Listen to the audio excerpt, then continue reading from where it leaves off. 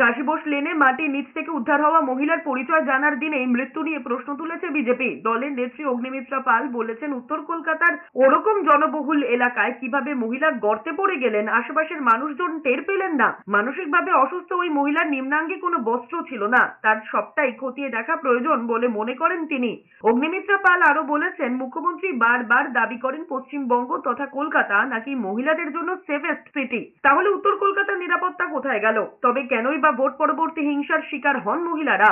যদিও পুলিশের দাবি, কাশীবোস লেনে মাটির নিচ থেকে যে মহিলার দেহ উদ্ধার হয়েছে তিনি শ্যামপুকুরের বাসিন্দা সুপর্ণা শীল। মানসিকভাবে ভারসাম্যহীন ওই মহিলা নিজেই রাস্তা খোঁড়ার গর্তের দিকে গিয়েছিলেন, কোনোভাবে পড়ে যান।